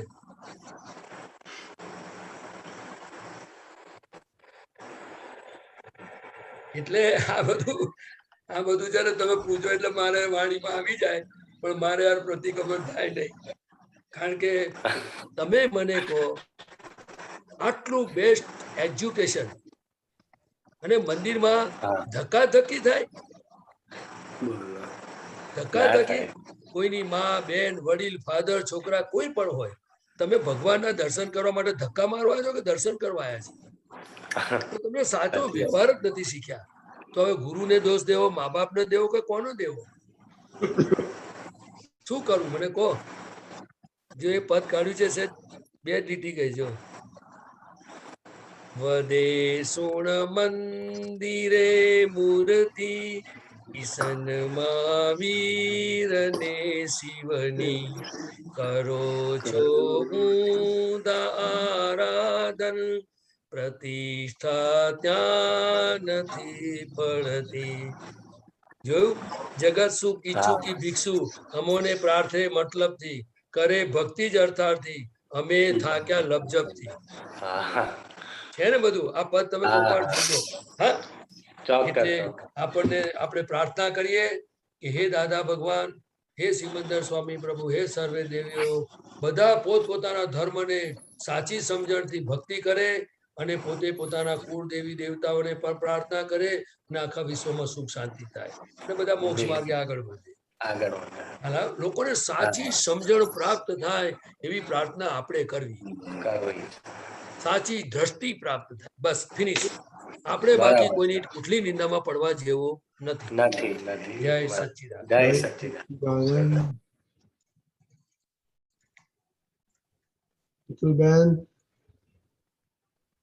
હા, જય સચ્ચિદાનંદ. દીપકાનંદજી, રજની અંકલ, જય સચ્ચિદાનંદ. પ્રદીપાનંદજી, જય સચ્ચિદાનંદ. મારે આ ચરણ વિધિનું એક વાક્ય છે તેના વિશે સમજવું હતું કે આપણે જ્ઞાની પુરુષ પાસે શક્તિ માંગીએ છીએ કે ડખો દખલ કરું નહીં એવી શક્તિ આપો, અને એના પહેલાનું વાક્ય એવું છે કે સ્થૂળ સંયોગો, સૂક્ષ્મ સંયોગો, વાણીના સંયોગો પર છે ને પરાધીન છે તે જ્ઞાન મારા હૃદયને વિશે સંસ્થાપિત રહો. પછી કહીએ છીએ ડખો દખલ કરું નહીં એવી શક્તિ આપો, અને પછી કેવળ દેખભાળ કરવાની મને શક્તિ આપો. તે એમાં મારે સમજવું હતું કે આપણે મહાત્માઓ માટે જ્ઞાન લીધા પછી ડખો દખલ શું છે? મને એવું સમજાય કે આપણે કોઈનો પણ વ્યવહાર ના ગમે ત્યારે જે બુદ્ધિ ઊભી થાય છે કે આને આવું ના કરવું જોઈએ, આવું છે, કેમ કરે છે, તે બધી ડખો દખલ કહેવાય. એટલે જે પણ આજ્ઞાની બહાર લઈ જાય એ બધું ડખો દખલ કહેવાય. અને તો ત્યાં આગળ પછી કેવળ દેખભાળ કરવાની શક્તિ આપો. એટલે આ ડખો દખલ ને દેખભાળ એ મને સમજાવો. એટલે આ કેવું છે કે આપણો સ્વભાવ, આપણું સ્વરૂપ કેવું છે કે હું શુદ્ધાત્મા છું, બરાબર છે? શુદ્ધાત્માનો સ્વભાવ શું? તો કે જ્ઞાતા દ્રષ્ટા. બરાબર. હવે દાખલા તરીકે માનો કે આપણે ઘરમાં બેઠા હોઈએ કે કોઈ પણ ક્ષેત્રમાં હોઈએ, તો પછીથી આપણી આંખ સામે કોઈ વ્યવહાર થતો હોય તો પછીથી એ જોઈને સાંભળીને અંદર બધા પરિણામો ઊભા થાય. બરાબર. હવે એ જે પરિણામો ઊભા થયા એને પર પરિણામ કહેવાય. શું કહેવાય? પર પરિણામ એટલે આ પડોશીની અંદર ઊભી થયેલી અવસ્થાઓ કહેવાય. હા. એને અંદર ઊભું થયું એને સૂક્ષ્મ કહેવાય. કેવી કહેવાય? સૂક્ષ્મ કહેવાય. સૂક્ષ્મ અવસ્થાઓ બધી ઊભી થઈ. પછી અંદર એનો ફોર્સ વધી ગયો અને આપણે શુદ્ધાત્મા પદ માંથી ખસી ગયા અને દાખલા તરીકે ધક્કો વાગ્યો, મન બુદ્ધિનો બધાનો ક્રોધ માન માયા લોભના ધક્કા વાગ્યા અને પછી આપણે પેલા લોકો જે વ્યવહાર કરતા હોય એની અંદર આપણે ઇન્વોલ્વ થયા. બરાબર. એ ડખો કર્યો કહેવાય. શું કહેવાય? એ ડખો કર્યો. પહેલા દખલ કરી, અંદર એન્ટર થાય એને દખલ કહેવાય. અને એ દખલ કરો એટલે ડખો થઈ જાય. શું થઈ જાય? ડખો થઈ જાય. તો પણ ડખો શું થઈ જાય કે તમે અંદર ઇન્વોલ્વ થયા એટલે દખલ કહેવાય. બે વ્યક્તિઓના વ્યવહારમાં આપણે એન્ટર બોલાયા હતા, નતા બોલાયા, પણ અંદર ઊભું થયું એટલે આપણે અંદર એન્ટર થાય એટલે એને દખલ કહેવાય. કે તમે આમ કેમ કરો છો, તમે આમ કેમ બોલો છો, તમને ના શોભે. પછી એમાંથી ડખો ઉભો થાય. તો કે શું ડખો ઉભો થાય? કે તમે શું કરો, માથાકૂટ કરો છો, તમે શેના માટે આનો પક્ષ લો છો, તમે સાચી વાત જાણો છો. એટલે પછી આપણે નાથી હોય ત્યાંથી ફાઇલ ઊભી થઈ ગઈ. એ સ્થૂળ સંજોગ કહેવાય. બરાબર. આંખ સામે સ્થૂળ સંજોગ આવ્યો, પણ એ સંજોગોને જોઈને આપણી અંદર સૂક્ષ્મ સંજોગો ઉભા થયા અંતસ્કરણમાં. અને પછી આપણને અંદરથી ધક્કો વાગ્યો એટલે શુદ્ધાત્મામાં રહેવાની જગ્યાએ, આજ્ઞામાં રહેવાની જગ્યાએ, પોતાની જાતને પુરુષાર્થ સમજાવવાની જગ્યાએ આપણે પેલા બે ના વ્યવહારોમાં દખલ કરી. બરાબર. એટલે આખું જગત દાદા કે છે આ ડખો દખલ કરું નહીં એવી શક્તિ આપો. એટલે શું સમજાય છે મને? કે ભાઈ બધા સંજોગો તમારી આંખ સામે બન્યા કરશે, પણ તમે તમારા સ્વરૂપમાં રહો અને તમારા સ્વરૂપમાં રહી અને તમે આ બધો ઉકેલો વસ્તુને. એટલે કે 5 આજ્ઞા સાથે વ્યવહાર ઉકેલો. અને બને ત્યાં સુધી કોઈ પૂછે નહીં તો બોલવાનું જ નહીં. પૂછે નહીં તો બોલવાનું નહીં. આપણને કોઈ અને અંદર દાદા ભગવાને તો એટલે સુધી કહ્યું કે આપણે તો એવી ભાવના રાખવાની કે કોઈ મને ના પૂછે તો સારું, પૂછે તો જવાબ આપવો પડે કે નહીં? આપવો પડે. અને જે જવાબ આપવો તો પછી સામે બીજા 2 પ્રશ્નો આવે કે નહીં? આવે જ આવે. કારણ કે સામે આપણી વાણી એને કઈ સમાધાન આપશે એવી ગેરંટી નથી. ના. એટલે આપણે શું છે કે દાદા ભગવાને કહ્યું કે નિરંતર આત્મામાં રહેવું અને બને ત્યાં સુધી આપણું કામ કાઢી લેવા જેવું છે. હા, તો મને દેખભાળ કરવાની મને પરમ શક્તિ આપો. એટલે શું દેખભાળ કરવાની? તો કે આપણો સ્વભાવ જ જોવા જાણવાનો છે. એટલે કોઈનો વ્યવહાર જોઈને સાંભળીને અંદર ઊભું થયું તેને જોવું જાણવું, પછી એના ધક્કા વાગ્યા તેને જોવું, પછી બેના વ્યવહારોમાં દખલ કરી તે જોવું, પછી કોના પક્ષમાં બોલે છે તે જોવું, કેવું જોશથી બોલે છે તે જોવું, પૂર્વગ્રહથી બોલે છે, અભિપ્રાયથી બોલે છે તે જોવું, પછી પોતે કોનું રક્ષણ કરે છે ભૂલોનું તે જોવું, પોતાનું અંદર પોતાને માન ખાવા માટે કરે છે તે જોવું, કયો કશાય કામ કરે. એટલે આ દેખભાળ કરવાની પરમ શક્તિ આપો. એટલે શું? તો કે હું અનંત દર્શન વાળો છું, હું અનંત જ્ઞાન વાળો છું. એટલે આ બધા સંજોગોમાં આપણીમય કઈ પ્રકૃતિ કામ કરે છે, આ બહાર કેવી રીતે રોલ થાય છે, બધું સ્થૂળતમથી સૂક્ષ્મતમ સુધીની તમામ સંસારી અવસ્થાઓનો હું જ્ઞાતા દ્રષ્ટા માત્ર છું, ટંકોત કીર્ણ છું, આનંદ સ્વરૂપ છું. પણ આ ધીરે ધીરે બેન આપણે પુરુષાર્થ કરતા જઈએ. હું તમને વાત કરું કે આપણે જગતથી નથી છૂટવાનું, આપણે આપણી પ્રકૃતિથી પહેલા મુક્ત થઈ જવાનું છે. આપણી પ્રકૃતિ ચોખ્ખી થઈ જાય તો આપણે જગતથી મુક્ત જ છીએ. ખ્યાલ આવ્યો? આ વિતરાગોની દ્રષ્ટિ છે. એટલે તમે ઘરમાં બેઠા હો કે કંઈ પણ હોય ને તો તમારે એક વાર જોવાનું કે આજે મારે બધાના શુદ્ધાત્મા જોવાના છે અને તમારા પડોશીને કહી દેવાનો આજે એક શબ્દ બોલતા નહીં, કસામ પડતા નહીં, કોઈનો પક્ષ લેવાનો નથી તમારે. એટલે પછી જે બનતું હોય એને જોયા કરવાનું.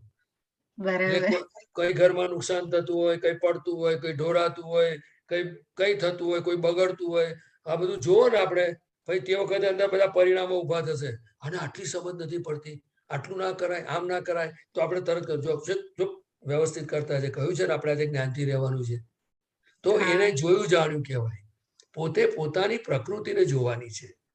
પણ એક મિનિટ મને પૂછવા દો કે એ તમે જોવા જવાનું કહો, પણ મને મારો 9 years old સન છે, તો એને તો ટોક કરવાનું પણ એ મારી ફરજ આવે ને, પણ એટલે એમાં જોવા જવાનું ના કરાય ને, રાઈટ?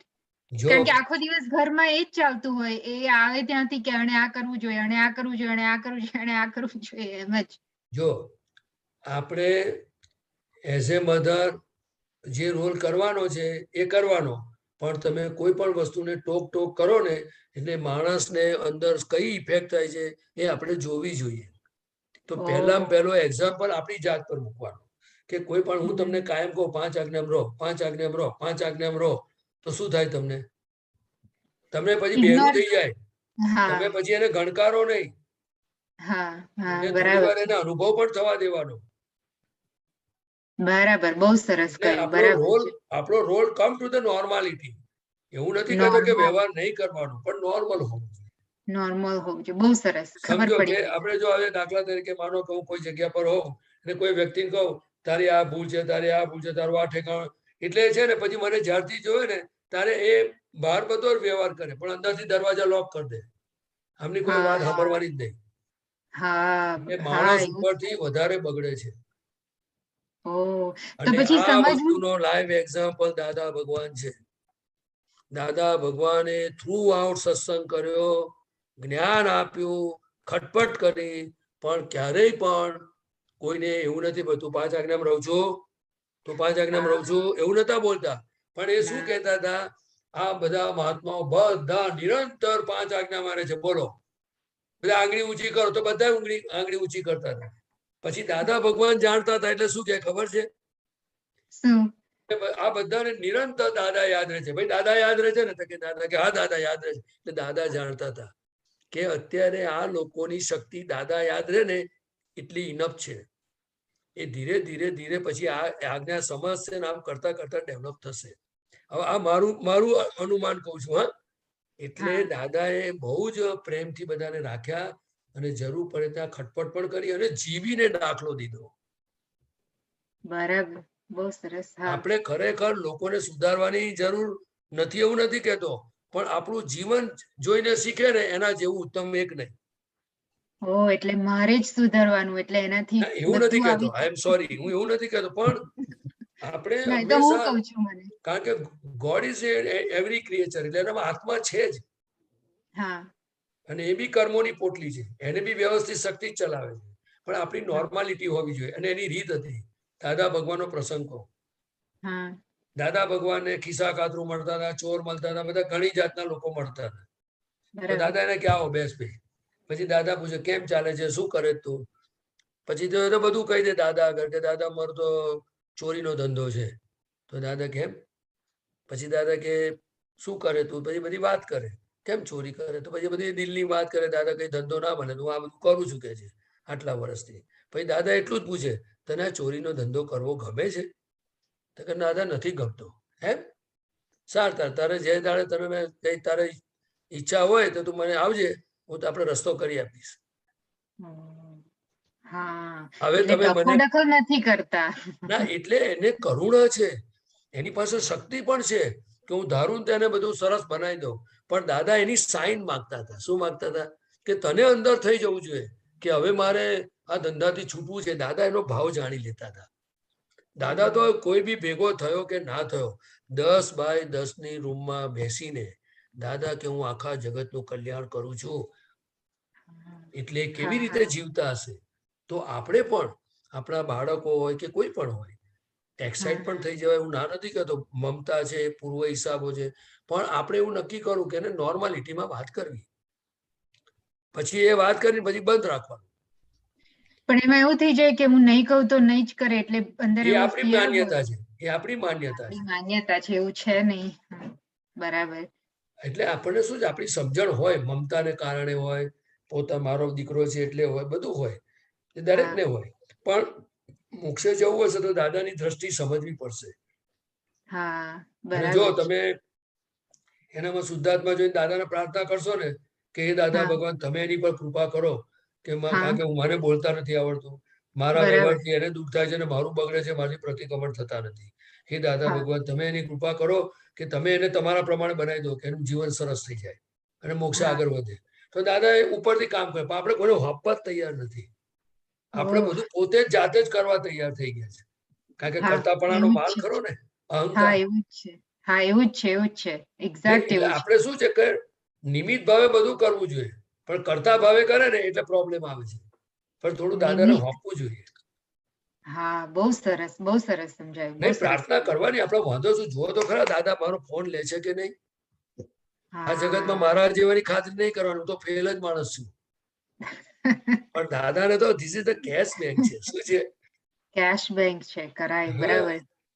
એટલે હા બહુ. મને તો આટલું સમજાય કે ન ભૂતો ન ભવિષ્યથી એવા દાદા ભગવાન અને આવું હા અક્રમ વિજ્ઞાન 10 લાખ વર્ષે પ્રગટ થયું છે. તો આપણે હા એનો ભરપેટ જે રીતે લાભ લેવાય જ્ઞાનથી, સત્સંગથી, પદોથી, આપતા પુત્રો મહાત્માઓની સમજણથી બધાનો હમ લાભ લઈને આપણું કામ કાઢી લેવાનું. તમે આજે દાદાને પ્રાર્થના કરજો કે આ દીકરો છે હા હું મારો માનું છું પણ હું માફી હા માંગુ છું. વ્યવહારથી મારો દીકરો છે પણ દાદા તમે કૃપા કરો એનું બધું રાગે પાડો, મારે હવે આ અથડામણમાં ઉતરવું નથી. બહુ સરસ, હું કરીશ ચોક્કસ. તમે હા જો દાદાને પ્રાર્થના કરશો ને તો તમને કહું ને તો દાદા તમારું હિત ફાયદો થશે ને એને ફાયદો થશે. અરે વાહ બહુ સરસ. કારણ કે માલિકી ભાવ, હું હા શું કઉ છું કે દેહ માલિકી. પ્રત્યેનો માલિકી ભાવ હોય ને હા ભલે ડિસ્ચાર્જ છે એટલે હા માલિકી ભાવ દેહ પ્રત્યે હોય એટલે ઘર પ્રત્યે હોય એટલે આપણા દેહને લગતી દરેક વસ્તુ પ્રત્યે માલિકી ભાવ હોય. અને જ્યાં હા માલિકી ભાવ સાથે કોઈ પણ વ્યવહાર થાય ત્યાં કલ્યાણ થાય નહીં. કલ્યાણ થાય નહીં. એટલે જેવું માલિકી રિઝલ્ટ ભાવ. માંગીએ છે એવું હા આપણને 100% ના મળે. એટલે માલિકી બરાબર. ભાવ વગરનું હોય એ આપણને જ્ઞાન મળ્યા પછી થયું છે. પણ આ વાત જરા સબ્જેક્ટ ઘેરો છે પણ ટૂંકમાં હા કહી દઉં કે આપણે કોઈના માલિક થવું નહીં. દીકરાના કોઈના મમ્મી વ્યવહારથી રહેવું અને વ્યવહારથી બધા રોલ આ શરીરને કહેવાનું બધું કરો, એનું ધ્યાન રાખો, ખવડાવો, ધ્યાન બધું કરવાનું. પણ હું મમ્મી છું કરીને એની પર એટેક નહીં થવો જોઈએ. ઓ બહુ અને તમે સરસ. માથે હાથ ફેરવો ને તો એવું કહેવાનું કે જો હા તમારો દીકરો જે હાથ ફેરવો અને પ્રાર્થના કરો હે દાદા ભગવાન તમે એની પર કૃપા કરો, તમે એને શક્તિ આપો. હે સિમંદર સ્વામી પ્રભુ, હે દેવદેવીઓ એને ચારિત્રવાન બનાવો, એને તમારા એના પરમાણુમાં તમારી ભક્તિ ઉત્પન્ન કરો, એને જગત કલ્યાણનો નિમિત્ત આ મધર તરીકે આ રોલ કરવાના છે. તારે એને એન્જિનિયર બનાવવો છે અને એને રૂપિયા કમાવા છે અને એને ગાડીઓમાં અને ફ્લાઇટોમાં ઉડવું છે. હા બરાબર. કોઈ એવું દાદાને છે. સોંપે છે દીકરો? મેં નથી સોંપ્યું. મહાવીર ભગવાનની માતા હતી હા કે મારો દીકરો આ રાજપાટ છોડી અને જગતનું કલ્યાણ કરે ને લોકોના આંસુ લૂછે. બરાબર. તો આપણે ભલે મહાવીર ભગવાન જેવી દીક્ષા ના અપાઈએ પણ થોડું હા ઘણું તો કઈ કરાય કે ના કરાય. થાય. હા હા બહુ સરસ, બરાબર છે. હા? આ તો હા બધી બહેનોને કરવા જેવું છે. હા અને અત્યારે છોકરાઓને જો સૌથી હેલ્પિંગ કોઈ હોય ને તેના મા બાપ છે. પછી જેવો મોટો થશે પછી બહારની દુનિયામાં તો એને કોણ કેવા મળશે શું ખબર છે. બરાબર. એટલે તમે બરાબર. થોડી મહેનત કરજો અત્યારે. કેટલા વર્ષનો હા છે એટલે દીકરો? 9 વર્ષનો છે. તો એટલે હજુ બહુ નાનો કહેવાય. પણ હજુ રોજ કે માથે ઓકે. હાથ મૂકી છે ને મૂકી ગયો હોય ને ત્યારે હા ત્રિમંત્ર બોલજો, અસીમ જયકાર 2-5 વાર બોલજો, દાદાને હા સિમંદર સ્વામી પ્રાર્થના કરજો કે એને કળિયુગનો રંગ ના લાગે એવું કરી આપજો કહીએ. હા દાદાનો રંગ ચોક્કસ. લાગે એવું કરો કહીએ તમે. બહુ સરસ. હા કહેશો તમે ચોક્કસ. એક દાડો? રોજ નહીં હા એકાદો એક ના દાડો કહેજો. હા રોજે કરીશ કારણ તો કે તમારે મહેનત તો છોકરા માટે કરીએ છીએ પણ રોંગ રીતે કરીએ છીએ. આ તમે ના રિલેટિવમાં રાઈટ કહેવાય. પણ હવે રિલેટિવમાં. આપણે સમય કઈ વાંધો નહીં પણ તમારું મધર પણ છે ને સાર્થક થવું જોઈએ. નહીં તો માં બનવાનો હા કોઈ મતલબ નહીં. એટલે એક તમને બરાબર. સૂત્ર કહી દઉં. હા જનની જણ જે ભક્તજન કા દાતા કા સુર, દાનવીર હોવો જોઈએ કા સુરવીર હોવો જોઈએ. નહીં તો રેજે વાંજણી મત ગુમાવીશ નૂર. તારી શક્તિઓ વેસ્ટેજ ના કરીશ. આ બધા જો આવા ખૂંખાર બનવાના હોય, લોકોના પૈસા લઈને પાછા ના હાલવાના હોય, લોકોને છેતરો એવો ના કરી શકીએ. સમજ્યા વાતને? હા ચલો, સમજી તમારી રીતે મને બહુ આનંદ થયો. તમે દાદા ભગવાનને પ્રાર્થના કરજો. પણ હા, હા ચોક્કસ ચોક્કસ. અમે દીક્ષા લેવા નહીં આવીએ, અમે માગીશું ને કે દીક્ષા આપો. હા, બહુ સરસ આપ્યું, મને હું ચોક્કસ કરીશ. જય કરજો સચ્ચિદાનંદ. કરજો. હા, જય સચ્ચિદાનંદ. જય સચ્ચિદાનંદ. Satchidanand, Sheetal, in addition, so now હા at 9 p.m. we are emphasizing on timetable. If you make a timetable between you and your children, then you follow and he follows, then you'll be in good shape. Jai Satchidanand. હા જય સચ્ચિદાનંદ.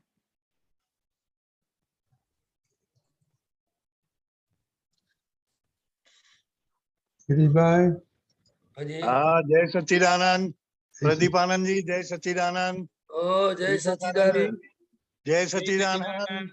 જય બોલો બોલો. Rajni uncle Jai Satchidanand. Yes, ma'am. આપણે આપતો સૂત્ર છે તારીખની નથી ખબર મને, આપણો વોટ્સઅપમાં છે. આત્મજ્ઞાન મળ્યા બાદ ક્રોધ માન માયા લોભ બીજું કશું નુકસાન નહીં કરે પણ સુખને આવરે. હા, સુખને આવરે મય જે સુખ સ્વયં સુખ ઉત્પન્ન થવું જોઈએ તે ના આવવા દે. બરાબર છે. હા એ સમજાવો ને, ના ખબર પડી. જો સમજણ ને? આજે મારે એક પ્રસંગ બનેલો. હા એટલે એક ભાઈ કામ બરાબર કરતા નતા, 1 મહિનાથી લબડાવતા હતા. હા તે પછી મને જાણવા મળ્યું કે ભાઈ આ હજુ કામમાં ભલીવાર આવતો નથી. નથી. એટલે બરાબર હું જ્યાં સુધી એ વસ્તુ મને યાદ નથી ત્યાં સુધી હું શુદ્ધાત્મા છું, નિધિ ધ્યાસન છે, રિલેટિવ રિયલ જોઉં, એ બધું બધી ગોઠવણી ચાલતી હતી. પણ બરાબર જેવું એ બધું પાછું ઊભું થયું મય, એટલે હા પછી કોમ્યુનિકેશન કર્યું. અને કોમ્યુનિકેશન કર્યું એટલે મેં જોયું કે સારું આ તો લબડાવે છે. એટલે મેં ભડકો થયો. મેં બરાબર ભડકો થયો એટલે શું થયું? તો કે મારું પોતાનું સુખ જે હું નિરાંતે જે બેઠો હતો ને, એ મારું સુખ જતું રહ્યું. બરોબર. એ ક્રોધ માન માયા લોભ બધું આવી ગયું અંદર. એટલે એટલે ઊભું એટલે કોઈ પણ વસ્તુમાં રિલેટિવમાં આપણે કોઈનું પણ વેલ્યુ મૂકીએ અને બરાબર આપણા ધાર્યા પ્રમાણે ના થાય, એટલે આપણને દાખલા તરીકે પરિણામો ઊભા થાય. થાય જો થાય. ધાર્યા પ્રમાણે થાય તો પણ એ રિલેટિવ સુખ ના તોય ત્યાં આત્માનું સુખ આવે નહીં. નહીં. બરાબર હવે દાખલા તરીકે હું આપતા પુત્ર છું અને તમે દાખલા તરીકે હું ખુરશી પર બેઠો અને તમે મને ચાંદલો કરીને માળા પહેરાવો અને તે બરાબર વખતે હું શુદ્ધાત્મા છું અને આ પ્રદીપભાઈને પહેરાવે છે, હું આનાથી જુદો છું એવું ના રહે, તો મને આત્માનું સુખ ના આવે. બરાબર. સમજી ગયા? રાઈટ રાઈટ રાઈટ તમે રાઈટ મને વાંકા વળીને મહાત્માઓની વચ્ચે પગે લાગો અને જય સચ્ચિદાનંદ કરો, હું તમને કરું, તમારું મોડું વસ્તુ ને મારું વસ્તુ. પણ જો હું શુદ્ધાત્મા છું અને આ પ્રદીપને પગે લાગે છે, પ્રદીપ રોલ કરે છે, એ જાગૃતિ ના રહી, એટલે મારા આત્માનું સુખ ગયું. બરાબર. સરસ સરસ. રાઈટ. હવે આ દાદા ભગવાને શું કહ્યું છે કે પોતાનું રિયલ સ્વરૂપ એટલે પરમેનન્ટ, એ રિયલ સ્વરૂપ છે અને બહારનું રિલેટિવ છે. એ તો રિલેટિવ ને રિલેટિવ તરીકે જેટલું જેટલું સમજાતું જાય તો રિયલ આપણને સુખ આપતું જાય અને રિયલ બરાબર. તરફની શ્રદ્ધા પાકી થતી જાય. બરાબર બરાબર. એટલે આ દાદા ભગવાનની કૃપા છે આપણા પર, બધા પર છે કે નહીં? હા. સરસ સરસ જય સરસ. સચ્ચિદાનંદ. જય જય સચ્ચિદાનંદ. Satchidanand.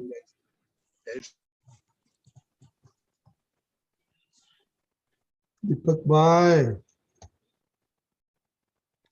Deepakbhai, video જય સચ્ચિદાનંદ. video on ના કરતા. હા બોલો.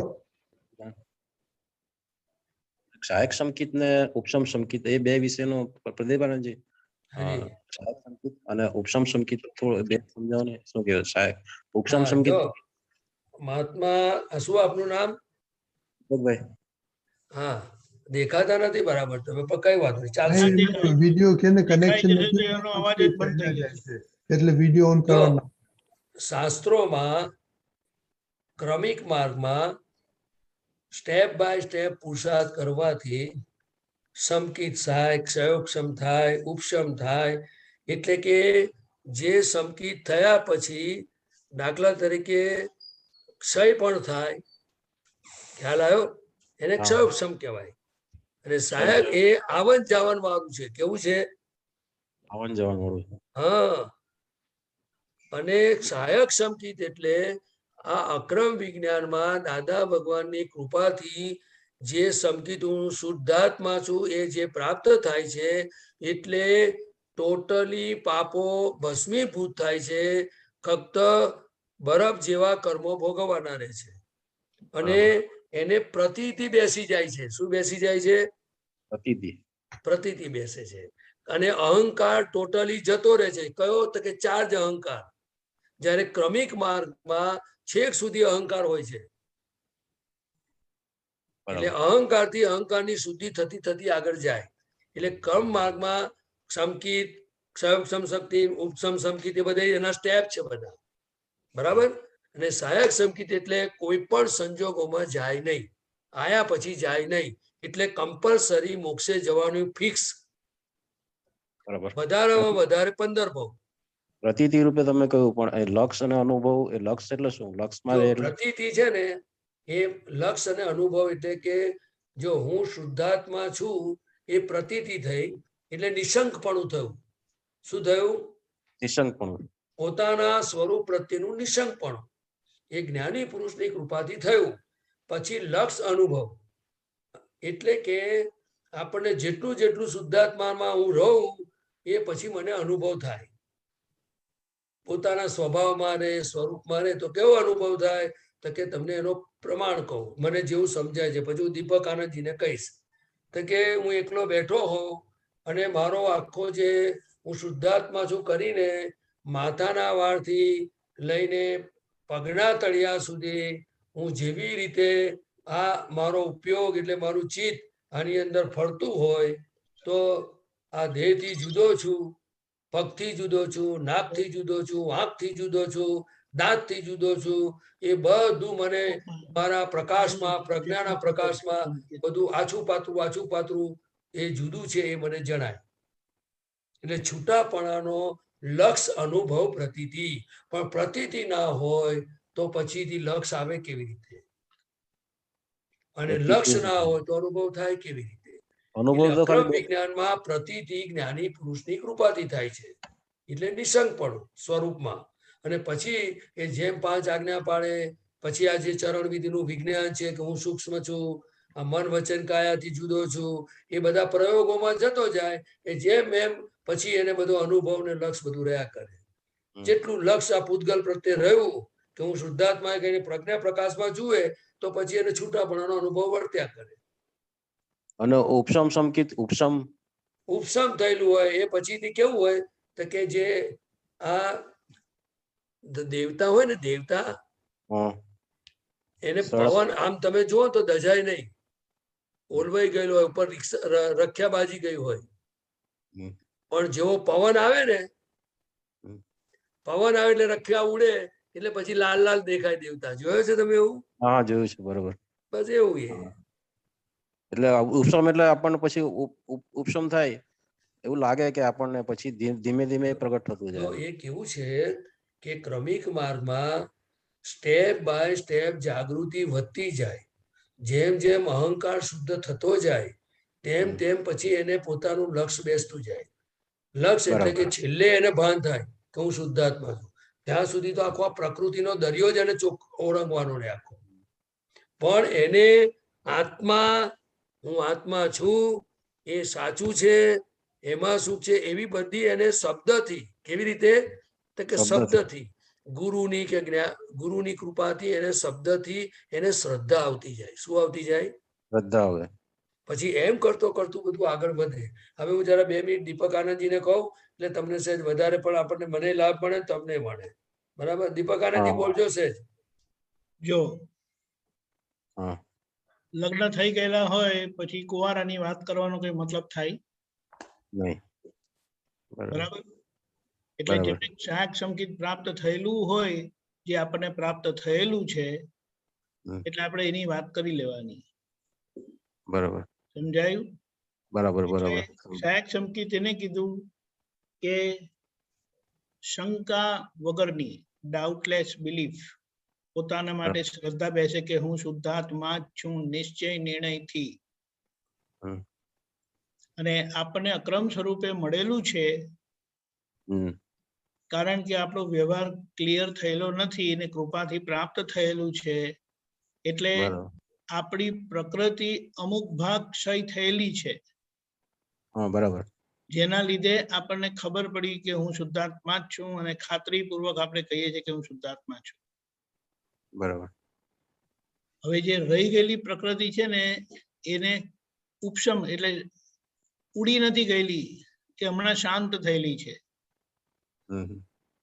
હવે એ સમય દરમિયાન આપણે આજ્ઞા પાકી કરી લઈએ તો એ પ્રકૃતિમાંથી આપણે નીકળી જઈએ ઉપશમ થયેલી ને જો આપણે ઉડાડી દીધી ચોખ્ખી કરી નાખ્યા પ્રતિક્રમણ કરીને તો આપણી સેફ સાઈડ થઈ જાય બરાબર એટલે આ વાત સમજવાની બરાબર ખ્યાલ આવ્યો ખ્યાલ આવી ગયો આપણને છેલ્લું પ્રાપ્ત થયેલું છે એનો લાભ લઈ લેવાનો છે આપણે દીપકભાઈ આપણે એ શુદ્ધ એટલે શુદ્ધાત્માના લીલી ઝંડીનો પ્રવેશ દ્વાર છે એમ બી કહ્યું છે ને લીલી ઝંડીનો પ્રવેશ શુદ્ધાત્મા પદ છે લીલી ઝંડીનું પ્રવેશ દ્વાર છે એમ એટલે પ્રવેશ દ્વાર એન્ટ્રન્સ છે એમ હું શુદ્ધાત્મા છું એ શરૂઆતમાં બિગિનિંગમાં હા એટલે એ તો એનો મતલબ શું છે કે એ પાક્કા પાયે પ્રાપ્ત થયેલું છે આપણને હવે પાછળ ફરી શકાય એવું નથી આગળ આગળ જ વધવાનું છે એટલે કહેવાનો મતલબ એ થાય કે આપણને એ પેલા કે ને યાર્ડમાં ગાડી આવી ગઈ છે બરાબર એટલે કિનારે આવી ગયા છે હવે એ કિનારો પાર કરીને જમીન પર આવવાનું છે બરાબર માટે આપણને આજ્ઞા આપેલી છે એટલે પગ જમીન પર અડી ગયા છે હા એટલે પહેલું શબ્દાવલંબન જ છે શબ્દાવલંબન છે આ શુદ્ધાત્માનું શબ્દનું અવલંબન એક જ વસ્તુ છે કે જ્યાં સુધી હા બોલો એટલે જ્યાં એ શબ્દાવલંબન બી અનુભવ તો આપે જ છે એમ શબ્દનું અવલંબન છે એને શબ્દ અવલંબન નથી કહેવાનું આપણને જે હું નિશ્ચય નિર્ણયથી કેવળ શુદ્ધાત્મા છું ને એ મહત્વનું છે આપણે શબ્દનું અવલંબન લેવું પડે છે કારણ કે આપણી પાસે સમજણ અધૂરી છે બરાબર એટલે જ વાણીનો શબ્દનો ઉપયોગ કરીને આપણે અસરમાંથી નીકળવાનો પ્રયત્ન કરીએ છીએ બરાબર છે કે આપણને જેમ આજ્ઞા પડાતી જશે સમજાતી જશે આ બધું વિજ્ઞાન સમજાતું જશે તેમ તેમ આપણી અનુભવ દશા આગળ વધતી જશે હા મુક્તતા બી વધે આપણે પછી કે વધશે બધું હમણાં તો આ આપણા ઘરના લોકો હેરાન થાય છે ને આપણાથી હા એના પર ધ્યાન આપવાનું એ લોકો હેરાન થતા બંધ થઈ ગયા ને એટલે આપણું કામ પૂરું પછી બરાબર બરાબર યસ યુ આર જ્યાં સુધી આપણી વાણી આપણો વ્યવહાર બધો એવો છે કે સામાન્ય ને ઘરવાળાને દુઃખ થાય છે ને ત્યાં લગી આપણે સમજી લેવાનું કે વસ્તુ પ્રાપ્ત થઈ છે પણ આપણો વ્યવહાર હજી કાચો છે આપણે એના પર ધ્યાન આપવાનું છે એના પ્રતિક્રમણ પ્રત્યાખ્યાન કરવાના છે બરાબર બરાબર બરાબર ઓકે જય સચિદાનંદ પછી એની મેળે ગાડી ગબડતી જશે એટલે કીધું કે હવે વાત આપણા પક્ષે છે દાદા એમનું કામ પૂરું કરી દીધું છે હવે આપણે આપણી ભૂલો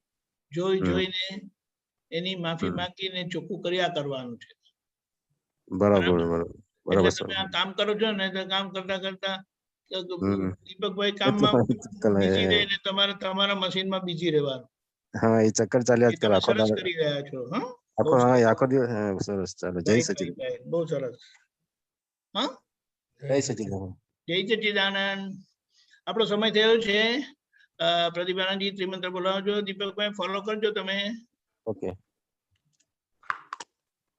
નમો વિતરાગાય નમો વિતરાગાય નમો અરિહંતાણમ નમો અરિહંતાણમ નમો સિદ્ધાણમ નમો સિદ્ધાણમ નમો આયરિયાણમ નમો આયરિયાણમ નમો ઉવજ્જાયાણમ નમો વજ્જાયણમ નમો લોએ સવ સાહુણમ નમો લોએ સવ સાહુણમ એસો પંચ નમુક્કારો એસો પંચ નમુક્કારો સવપાવપણાશણો સૌવપાવપણાશણો મંગલાણમ ચ સવ્વેસીમ મંગલાણમ ચ સવ્વેસીમ પડમમ હવૈ મંગલમ પરમમ હવૈ મંગલમ ઓમ નમો ભગવતે વાસુદેવાય ઓમ નમો ભગવતે વાસુદેવાય ઓમ નમઃ શિવાય ओम नमः शिवाय। जय सच्चिदानंद। जय सच्चिदानंद। जय सच्चिदानंद। जय सच्चिदानंद। સર્વે મહાત્માઓને ખાસ જણાવવાનું કે કાલે 30 તારીખ ઓગસ્ટ અહીંયા કેલનપુરીમાં આખા દિવસનો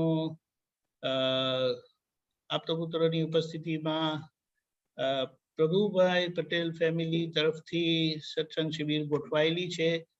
એટલે સવારનો પ્રોગ્રામ સવારે 6:30 પ્રાતઃવિધિ થશે, પછી 9:30 થી 12 આપતપુત્રનો સત્સંગ, બપોરના 2:15 થી 3:15 કીર્તન ભક્તિ, સાંજે 4 થી 6 ફરી સત્સંગ અને આરતી.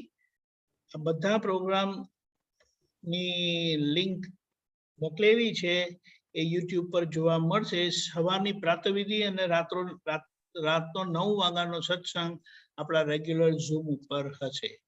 જય સચ્ચિદાનંદ. જય સચ્ચિદાનંદ. सर्वे महात्माओं ने जय सच्चिदानंद। जय सच्चिदानंद।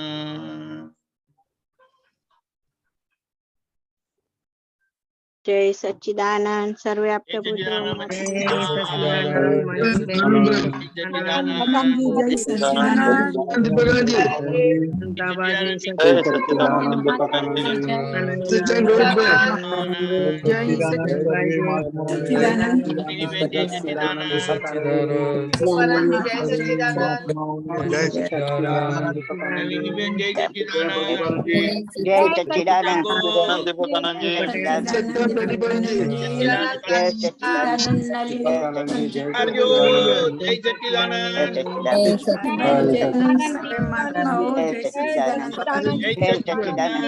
सच्चिदानंद।